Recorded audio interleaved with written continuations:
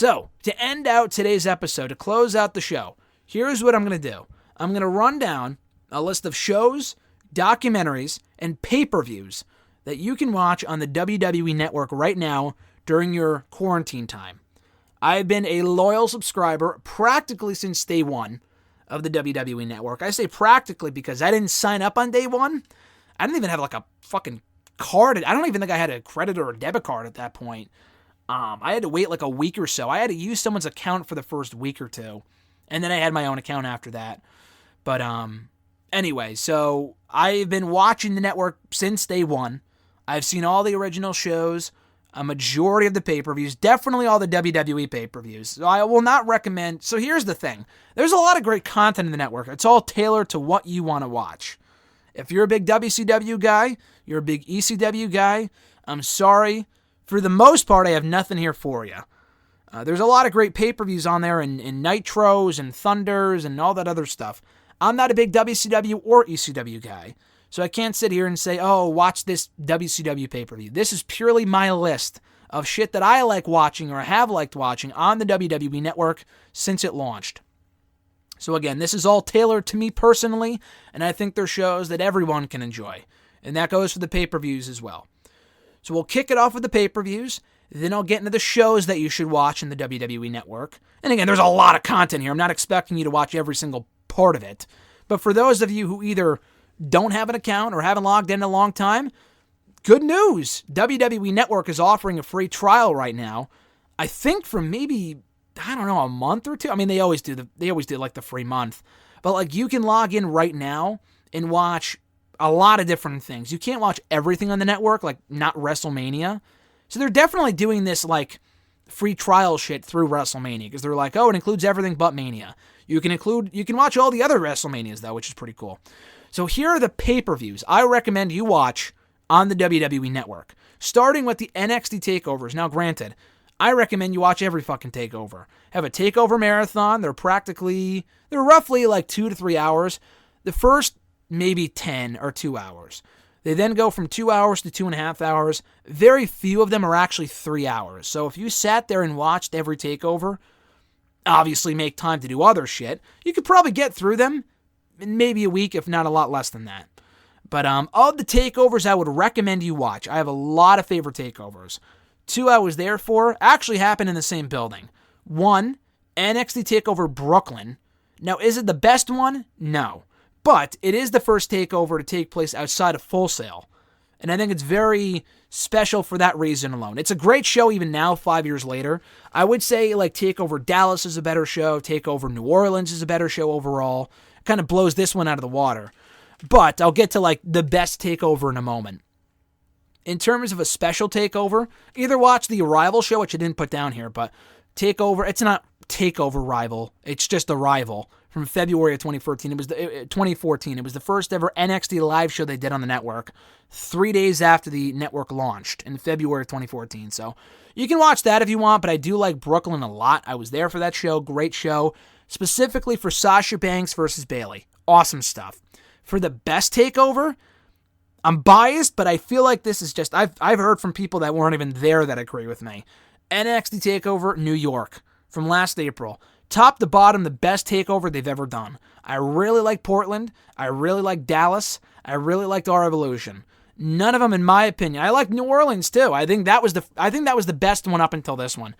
None of them hold a candle to the New York one last year. That one was great. Top to bottom, an amazing card. It had Adam Cole, Johnny Gargano, 2 out of 3 falls match for the NXT Championship. You had Aleister Black and Ricochet versus the then War Raiders for the NXT Tag Team titles. Velveteen Dream versus Matt Riddle for the NXT North American Championship.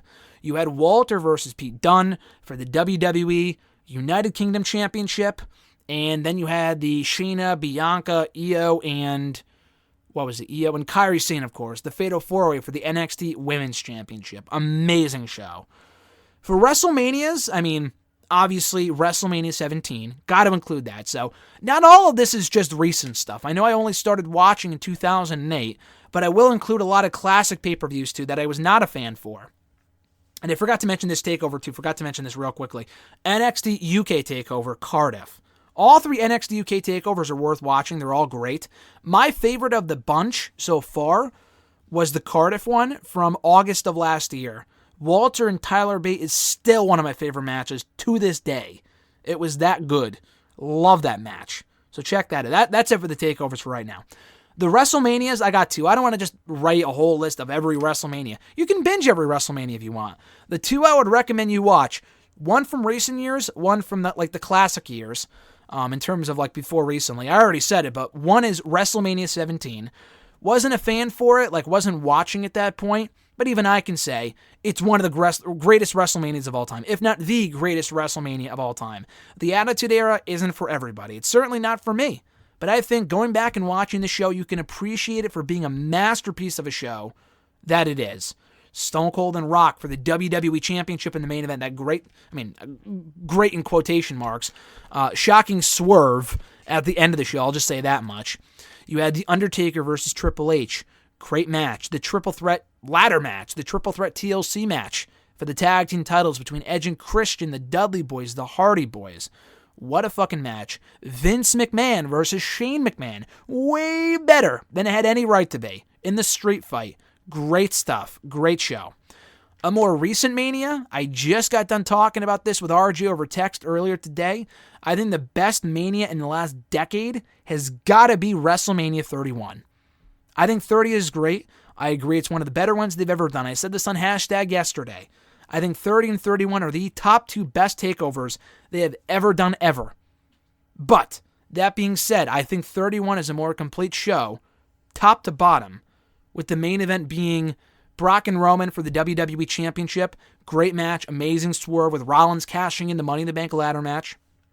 They have, Triple H and Sting. I wasn't a big fan of, but it was still, it was all right. For a nostalgic trip, I thought it was an all right match. Randy Orton and Seth Rollins, still one of my favorite undercard WrestleMania matches to this day with a phenomenal RKO finish. What a match. They had John Cena and Rusev. Good match. Taker and Bray Wyatt. Not great, but it was all right.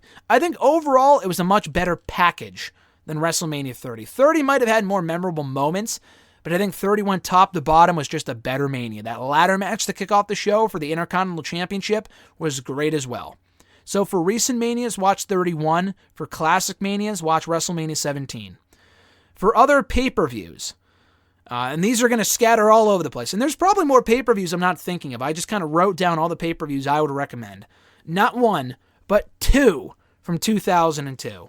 1, SummerSlam. SummerSlam was a great show, even better than Mania. I feel like Mania was the weakest of the big 4 pay-per-views that year. The Rumble was even better than Mania, in my opinion, which was still a good show. Mania was good, but I think SummerSlam blew it out of the water. Rock and Brock for the WWE Championship.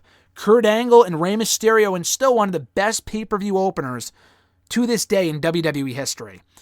What else did they have? Benoit, I feel like RVD for the Intercontinental Championship. They had Edge. Was it Edge and Test? No, it wasn't Edge and Test. I forgot what the mid-card was. But that main event of Brock and Rock was absolutely amazing. Such a great match. That's such a great show. Obviously, how could I forget Triple H and Shawn Michaels? Unsanctioned match. Michaels' first match back in over 4.5 years. Just great match, phenomenal stuff. Also from 2002. Of course, I would be remiss if I didn't mention this show. Survivor Series, 2002. Again, top to bottom. Wasn't a fan for this, for WWE at this point. Wasn't watching at this point.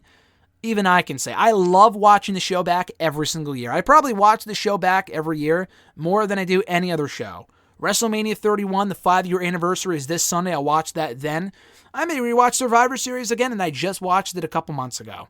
The first ever Elimination Chamber match. Fuck the Elimination Chamber pay-per-view from a couple weeks ago. Watch this show with Shawn Michaels, Triple H, Booker T, Kane, Chris Jericho, and Rob Van Dam. I can name them right off the top of my head. That's how much I love that match.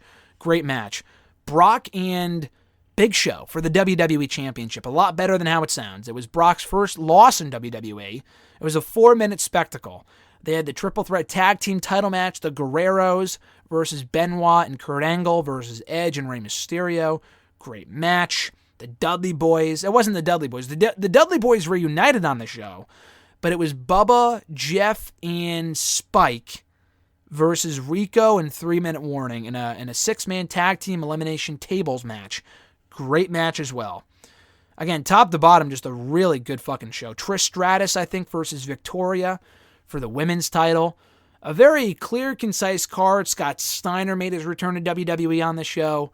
Just a very, very good Survivor. I think the best Survivor Series they've ever done. Period. Fuck the Montreal Screwjob. This show is absolutely must-see. From 2011, again, I would be remiss if I didn't mention this show. Money in the Bank, 2011. Still one of, if not my favorite overall pay-per-view to this day. Such a great show. CM Punk versus John Cena for the WWE Championship in Chicago. If Punk wins, he leaves the company as the WWE Champion. You also had 2 great Money in the Bank ladder matches. Big Show and Mark Henry exceeded expectations. Kelly and Brie Bella for the Divas Championship. Not as terrible as it sounds. And they also did... What was the other match? Oh, Christian and Randy Orton, how could I forget? For the World Heavyweight Championship. That was a great match as well. Fucking love that show. ECW, One Night Stand, 2005. The 06 one is good too. The 05 one, again, I'm not a big ECW guy. But you watch that show from the Manhattan Center, the Hammerstein Ballroom, inside the Manhattan Center, New York City. Those crowds went wild. Those fans went wild in that crowd. They were fucking nuts. I don't even remember what the main event was. Wasn't it like the Dudley Boyz versus like the Sandman and Tommy Dreamer or something? I don't even remember half of the card. But like that show was so good. There was like Masato Tanaka versus Mike Awesome, I think. That was a great match. 06 had more memorable matches in my opinion. Like they had RVD and Cena, which was great. I think they did Orton and Angle, Benoit and Eddie, I believe. Great match as well. If I'm not mistaken. That was right before Eddie died too. But yeah, I think 05 is the better show, if not just slightly. 05 is just it's just great. It's magical. It was the first time they had done something like that, and it paid off amazingly well. That promo from Paul Heyman, where he was like talking about the bounce checks from JBL, and Triple H is like, the only reason you were WWE champion for a year, JBL, is because Triple H didn't work Tuesdays. You know, because Triple H was a Raw guy at that point. You got to have watched the product to understand the joke, but it was a great line. Awesome show. SummerSlam 2013, another SummerSlam show. Again, one of my favorite SummerSlams of all time. And that's saying something. There's been a lot of great SummerSlams. I've been to a lot of SummerSlams. This one trumps them all. This was a great show. They had 3 of the best matches all year on the same show between Alberto Del Rio and Christian for the World Heavyweight Championship. Not the best match of the year. That's more so for the other 2, but that was still a great match. They had Daniel Bryan versus John Cena, with John Cena as the defending WWE Champion for the WWE title. Amazing match, and that great swerve at the end of the show. If you've never seen it, you'd be like, holy shit, that's crazy. As well as, what was the other match? Oh, of course, Brock Lesnar versus CM Punk. One of my favorite matches to this day, and still, in my opinion, the best match from 2013. And you can't go wrong either with the in-ring debut of Bray Wyatt. Now, the match wasn't great. It was basically an Inferno, Ring of Fire match, whatever, versus Kane. But it was still very interesting, and it was cool to see Bray Wyatt wrestle his first ever match on the main roster. I already talked about the UK TakeOver Cardiff show, TLC 2016. Now, when they brought back the brand split 4 years ago, SmackDown was on fire. You could watch any of those shows from that period, and you would be like, wow, that was a great show. They didn't really have a big roster at that point, but I think that was part of the appeal of SmackDown, because people always looked at Raw as having the more stacked roster, blah, blah, blah. Raw was all right at that point. When they first did the brand split, SmackDown was infinitely better. They had AJ. They had Ambrose. They had Miz. They had Ziggler. That doesn't sound like a lot, but they made the most of who they had, and they made it interesting. They had the Usos. They had, American Alpha, Gable and Jordan. They had John Cena. They had, Baron Corbin, Kalisto, Apollo Crews, all of which actually mattered at that point. All of whom actually mattered, and they made it a great show. TLC 2016 specifically had Dean Ambrose and AJ Styles in a TLC main event for the WWE Championship. Awesome match. This was another show top to bottom I fucking love watching back because it's so good. And one of the only recent pay-per-views in recent years I would go back and watch in full and not be disappointed. They had that, Baron Corbin versus Kalisto in a chairs match, which was a lot better than it had any right to be. They had Nikki Bella versus Carmella in a chairs match. No, that was just a regular no DQ match, I think. That was also kind of good. They had that. They had Becky Lynch versus Alexa Bliss in a tables match for the SmackDown Women's Championship. Again, a lot better than it had any right to be, and also led to Alexa Bliss becoming a champion for the first time in WWE. That was very good. The Wyatt family, including Bray Wyatt and Randy Orton, teaming up against, who was it, Heath Slater and Rhino for the SmackDown Tag Team titles. Great moment there with Orton and Wyatt, coexisting and winning the tag team titles together. Great match. I feel like there's another, obviously the ladder match for the Intercontinental Championship between Dolph Ziggler and The Miz. Awesome match. That was fucking great as well. One final pay-per-view here. Royal Rumble 2008. Now, there's been a lot of great Rumbles. I thought this year's Rumble was great. I thought the Rumble I was there for 2 years ago was also great. Rumble 08, though, I just have a lot of fond memories of. I wasn't even watching the product at that time, but I thought top to bottom it was a great show, and that Rumble was one of the best they've ever done. With Cena returning, it was such a great Rumble at MSG. But the other matches, I wouldn't even just watch that Rumble. The entire card was great. They had, also on that show, they had Randy Orton versus Jeff Hardy for the WWE Championship.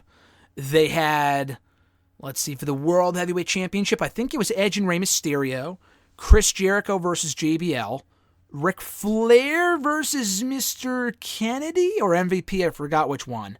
It was just a very fun show from what I can remember, specifically for the Rumble, but the top 2 title matches were very good as well. So now let's move on to the shows that you should watch on the WWE Network. Those were the pay-per-views. Let's get to the shows, and I'll get to specific documentaries in a second. The entire Ruthless Aggression show, I just got done reviewing it for Network and Chill a couple weeks ago. It just wrapped up. There's only 5 episodes, about 40 minutes to an hour each. You'll be done with it within a few hours. It's a very quick watch. It's very good. It's like a lot like watching Dark Side of the Ring. That's how long these episodes are. You'll be done with it relatively quickly if you watch it all in one sitting. And there's only 5 episodes, too. Very good show, kind of detailing the ins and outs of the Ruthless Aggression era. They could have done better with some episodes, but they focus on John Cena, Evolution, the start of the brand split, I think the draft as well, the brand extension itself, Brock Lesnar. Very good show. That just wrapped up a couple weeks ago. The Monday Night War show is good too. I like the Ruthless Aggression stuff more, but the Monday Night War show is also very good if you want to watch that, if you're more into the Attitude Era. The Stone Cold podcast, not just Broken Skull Sessions, I'll mention that too. The Undertaker episode of that specifically is a must-see just because you never see Taker in that environment. Not Broken Skull Sessions, but the Stone Cold podcast, because they ran that originally 5-6 years ago. They did an episode with Vince, Triple H, and they were all great. My favorite episode of that bunch, aside from the AJ Styles one, which was great, the Brock Lesnar one, because again, a lot like Taker, you never really see him in that environment. So he's talking about how he hates people, whose idea it was for him to do that shooting star press at WrestleMania 19. Very candid conversation between Stone Cold and Brock, and you can tell they get along. Very, very good interview from October of 2015 of the Stone Cold podcast. And there's video too, so it's not just audio, which is cool. All the WWE 24s are fucking awesome. So I can recommend any single one of them and you would not be disappointed. But my favorite one of the bunch, obviously for selfish reasons, for being biased and whatnot, is the Woken one, focusing on the Hardy Boys. I still have yet to watch that back. I want to. It's fucking great. Matt and Jeff, their road to recovery, coming back to WWE, includes a lot of Impact footage, talks a lot about the broken stuff, leaving WWE, their legal troubles about a decade ago. Very real, almost made me cry at a few different points. Just very, very well done. Very, feel-good, happy story. And yeah, Matt's no longer in the company, but he's currently killing it in AEW. He's only been there for a week, but still. He's doing his thing in AEW right now. Jeff is back in WWE on SmackDown. Cool to see him back. So I think it's timely more than anything else to watch that 24 on the Hardy Boys from 2 years ago. It's called Woken. The entire WWE Breaking Ground show, I thought that show was great. I actually reviewed this for Network. That was actually the first thing I ever reviewed for Network and Chill 4 years ago, was the Breaking Ground show. So if you're not familiar with it, it was a lot like that Hard Knock show that I think HBO did or whatever channel did years ago. It's inside the PSA. They focus specifically on Chad Gable and Jason Jordan. They focus on Dana Brooke. They focus on Aaliyah, who was on NXT this week. Baron Corbin, you kind of get to know him in an all-new way. That was a great episode as well. Focusing on Corbin and whatnot. It's just a really well-done show. You get to know a lot of these people. You get to know Enzo and Cass and all these other people before they make it big time. So check out Breaking Ground. It's one of the original shows on the network from the fall of 2015. They did about maybe 10 or 12 episodes. They're relatively short, though. They're only around a half an hour each. So definitely check that out. It's a really, really good underrated show that does not get enough love. Legends House was also a lot of fun. Not exactly newsworthy. You won't learn anything new for the most part, except for the final few episodes. They talk about like Jimmy Hart's daughter died. I think it was him or someone else. Pat Patterson officially comes out. Like, it's a really, really good show. And I think everyone involved killed it. It involves Jimmy Hart, Mean Gene Okerlund, Roddy Piper before he passed, Mean Gene obviously before he passed. Tony Atlas, Mr. USA, he was a part of the Dark Side of the Ring Bruiser Brody episode. A lot of cool people on the show. I forgot who else was on it. Pat Patterson, Howard Finkel. He's not doing a lot these days, but he was at that point. This was filmed in like 2012. It didn't debut until they launched the network in 2014.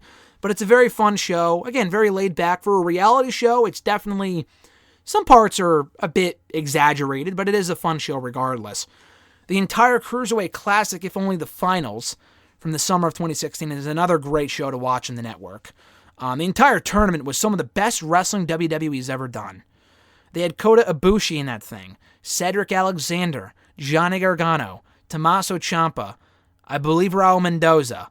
God, just so many people. Who else was in it? TJ Perkins, who is now in Impact, who won the whole thing. Gran Metalik, Zack Sabre Jr., Rich Swann.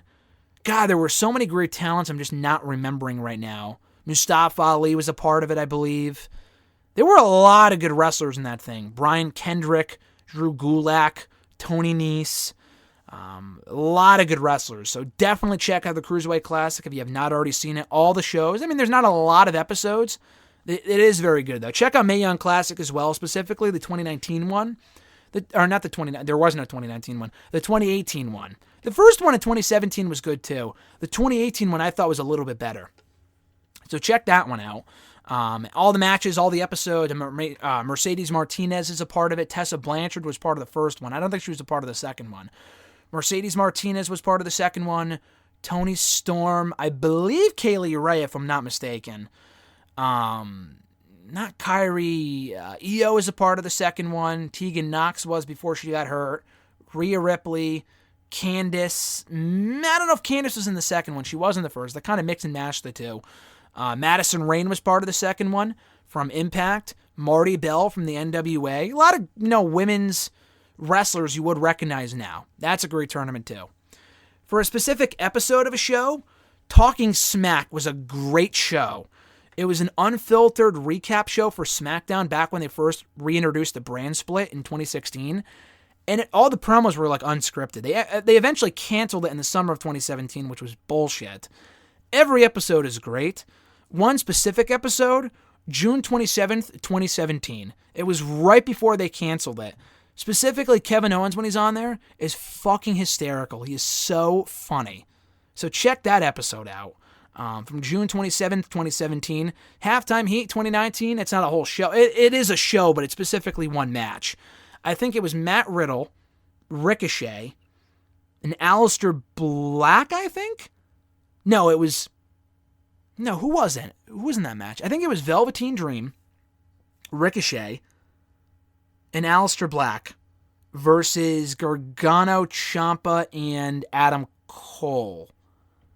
I think. I forgot. Dream may not have been a part of it. Maybe it was... I don't remember. I don't remember exactly who was a part of that. I'm pretty sure Ricochet and Black were a part of it, weren't they? I don't remember what the exact match was, but it was fucking great. So check it out on the WWE Network, Halftime Heat 2019. WWE Chronicles, another great documentary-style show, a lot like 24. All the episodes are great. The Sasha Banks one, a lot of people talked about. That was good. I like the Dean Ambrose one, because if you watch it back now, it really shows you what kind of led to him leaving WWE last year and his mindset and how kind of a dark place that he was in, his injury, coming back. Very good documentary, so check that out, WWE Chronicle and Dean Ambrose. And the Broken Skull Sessions episode that Taker already talked about. So, real quickly, the documentaries. There's a lot of documentaries on the network. Some of these are DVDs, and they just put the documentary portion on the network. Some of these are original documentaries made for the network, okay? One of those is Chasing the Magic, the Nigel McGuinness story. That was an original. That aired about a year ago, I think January, February 2019. I want to say January of last year. Really, really good documentary. It made Alexis a fan of Nigel McGuinness. That's how good this documentary was, and she had no idea who he was before they watched it. Great documentary. You get to know about his wrestling journey, why he retired, joining WWE, being a part of the NXT UK brand. Really, really cool stuff there. Makes me want to see him get back in the ring. I don't think that's ever going to happen. If it was, I feel like it would have happened by now, but whatever.